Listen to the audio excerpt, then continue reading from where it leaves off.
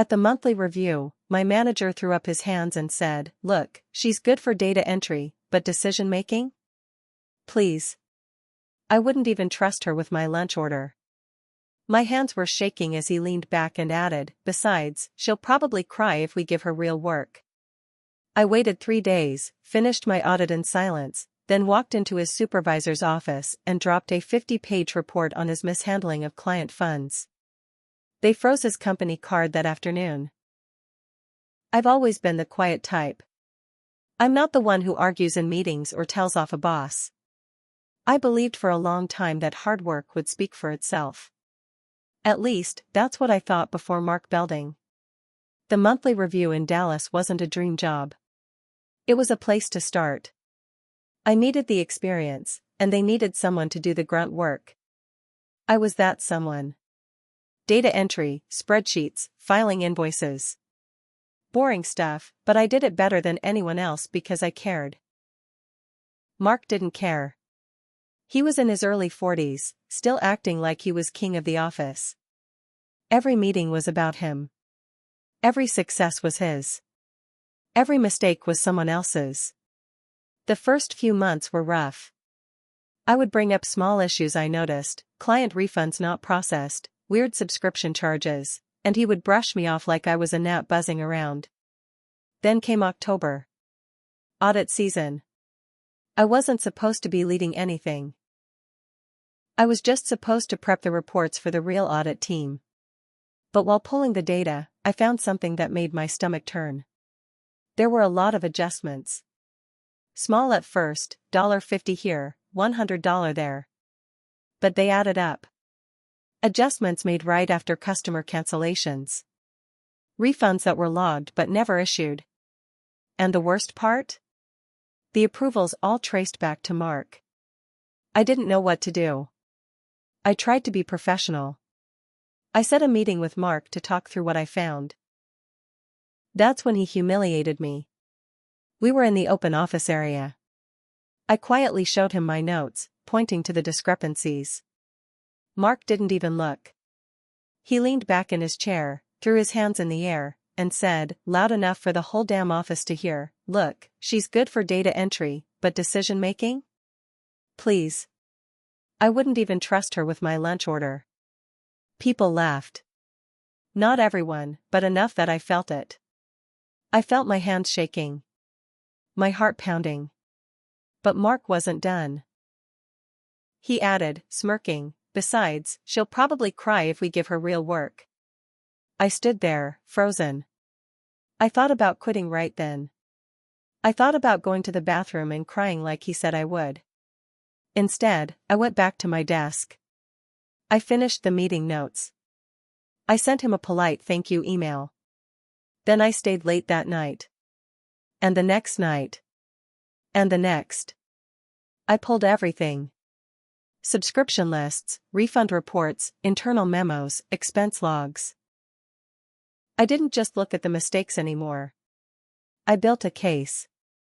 Turns out, Mark had been rerouting subscription money into dummy accounts. He would delay refunds just long enough to pad his monthly revenue numbers. Sometimes the money got paid back. Sometimes it just disappeared. It was enough to get someone fired. Maybe even arrested. By Friday, I had a 50-page document, backed by over 300 screenshots. I didn't trust sending it by email. I didn't trust anyone. Monday morning, I wore my best, only, suit. I asked Darren Cosgrove's assistant for 5 minutes. When I walked into Darren's office and dropped the binder on his desk, my hands were steady. He didn't say much at first. Just kept flipping pages, the line between his eyebrows getting deeper and deeper. That afternoon, everything moved fast. Mark got called into a special meeting. Then he got escorted out by security while the IT guy disabled his login. They froze his company card by 2 p.m. By Wednesday, he was placed on leave pending an internal investigation. By the end of the month, Mark's name wasn't on the directory anymore. I didn't cry once. After Mark was pushed out, the office felt different. For about a week, people walked on eggshells. Nobody wanted to say the wrong thing. I noticed people staring at me when they thought I wasn't looking. I wasn't stupid. They knew it was me.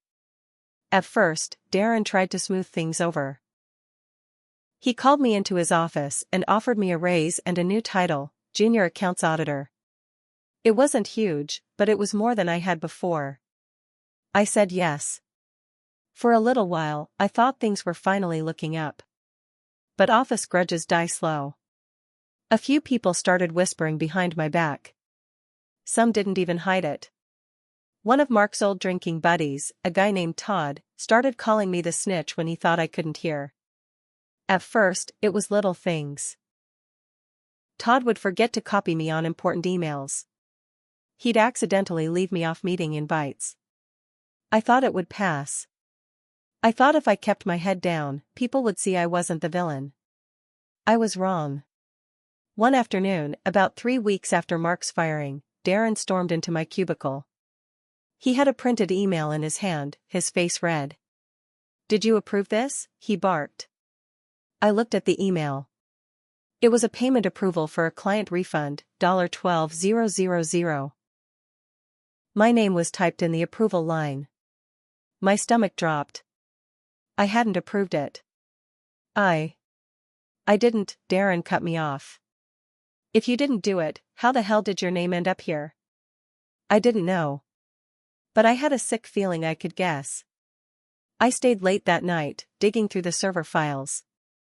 And there it was, the payment request had been modified.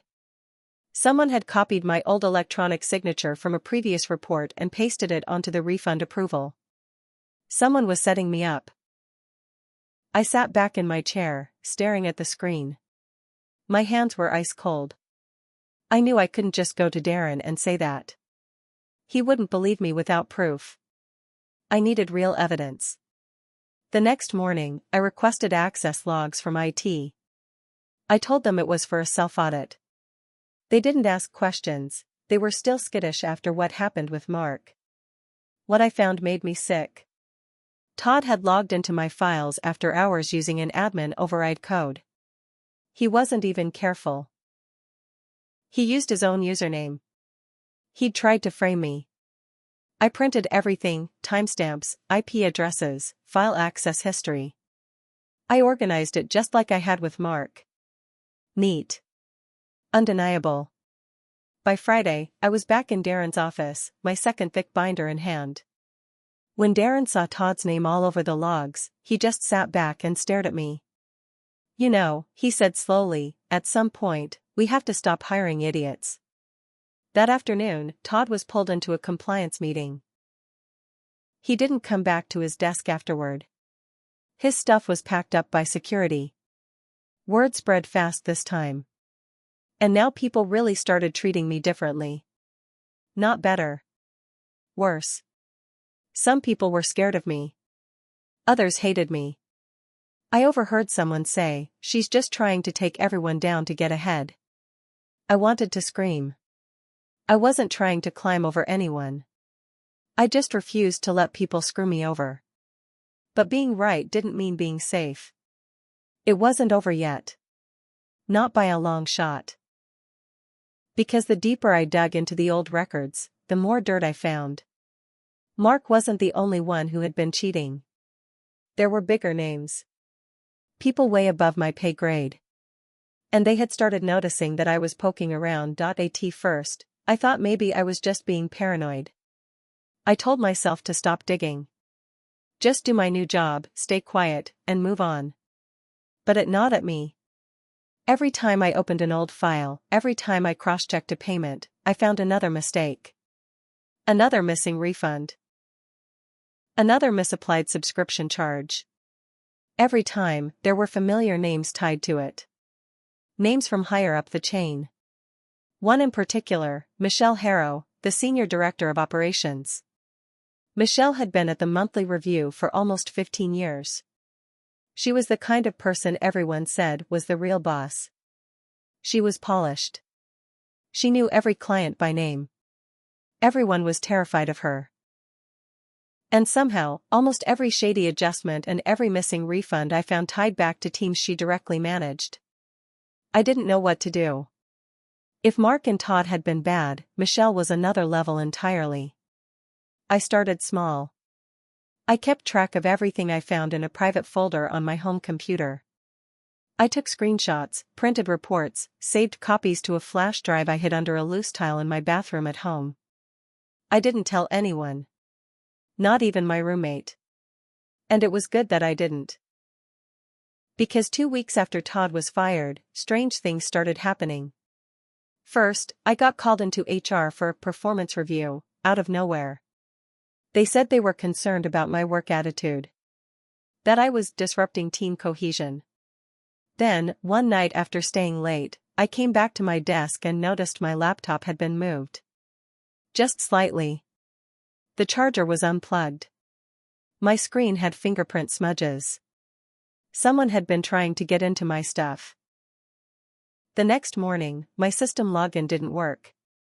IT told me someone had accidentally deactivated my account overnight. Total coincidence, they said. Yeah. Right. It was clear, someone wanted me scared. Someone wanted me quiet. I could have given up. I could have walked away. But at that point, it was about more than just me. I wasn't going to let people who had laughed at me, humiliated me, tried to bury me, get away with it. I dug deeper. I found that Michelle had been cooking the books for years. She manipulated refund rates to make client churn look lower. She delayed legitimate customer refunds until the money could be counted toward quarterly earnings. And she wasn't working alone. There was a group. A tight circle. Directors and senior managers. They signed off on each other's reports, covered each other's mistakes. It was a full-blown cover-up. And the worst part? Darren had to have known. Maybe not the details. But he knew enough. I realized then, dropping another binder on Darren's desk wouldn't fix it this time. If I went to him, they would bury me. They would destroy my career before the truth ever came out. I needed a bigger move. I needed to take the whole rotten tree down, not just the branches. So I started planning something else. Something I never thought I would dare to do. I started gathering everything, every shady transaction, every doctored file, every false refund log.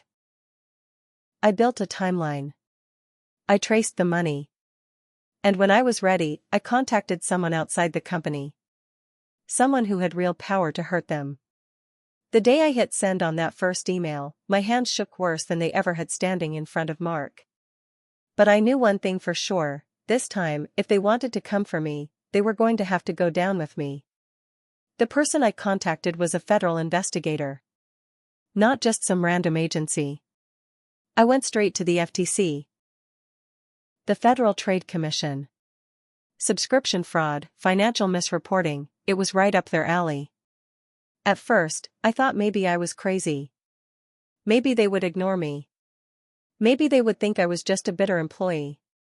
But when I sent the email, attaching every document, every report, every timeline, they answered within 24 hours. They wanted to meet. I called in sick the next day and drove downtown to a plain gray office building. I sat in a cold room with 2 agents who took everything seriously. Very seriously. When I laid it all out, the forged refunds, the fake subscriber numbers, the doctored audits, they looked at each other and just nodded. This isn't just internal theft, one of them said. This is consumer fraud. Big time. They opened an investigation that week. And I didn't stop there. On the advice of the agent, I contacted 3 of the biggest clients the monthly review had. Companies who had been overcharged or cheated on their subscriptions. One of them, a massive legal firm out of Houston, was furious when they saw the evidence. They filed a breach of contract lawsuit almost immediately. By the time the dust started kicking up, I had already lined up another job, quietly, through a recruiter who specialized in sensitive exits. I wasn't going to get trapped in that office when the building started to burn. And burn it did. First, the subpoenas hit. Michelle was called into federal interviews. Darren, too. IT logs were seized. Financial records were frozen. Client lists were dragged through legal reviews. It turned out, the fraud went back almost 6 years. Millions of dollars misreported. Thousands of customers lied to. The monthly review tried to spin it as a compliance issue. They issued a press statement, blaming a few bad actors. It didn't work. Within 3 months, the monthly review lost its biggest clients. Major advertisers pulled out. Employees started jumping ship. Michelle was arrested for wire fraud. She pled out, but still faced massive fines and possible prison time. I heard she cried when they showed her the evidence in court. Darren wasn't arrested, but he wasn't lucky either. Turns out, he had signed off on enough doctored reports to get hit with a lifetime industry ban. He lost his job, his retirement package, and his reputation. Todd? Todd tried to play the victim. He tried to say he was coerced into framing me. But the evidence was too strong. He got blacklisted from every major company in the area. Last I heard, he was bartending at some dive outside of Fort Worth. And Mark? Oh, sweet Mark. Turns out, the money he stole wasn't just a company issue. When the FTC found out he had padded client bills for personal gain, they referred his case to local prosecutors. He ended up facing felony charges for embezzlement. He took a plea deal. No prison time. But he had to pay heavy restitution, and he'll be a felon for the rest of his life. As for me? I wasn't spotless. Word got around the industry that I had taken down a company. Some places didn't want that kind of drama. I lost out on a few offers. A few recruiters ghosted me after background checks. But I landed on my feet. A good job. Better pay. Real respect. Sometimes people whisper. Sometimes I get the side eye when someone hears my story. I don't care. Because the sign I hung over my desk at my new office says exactly what I learned the hard way: silence only helps the liars. And if being the woman who didn't stay silent cost me a few opportunities, so be it. I slept just fine. Especially knowing that every last person who tried to crush me ended up crushed by their own lies.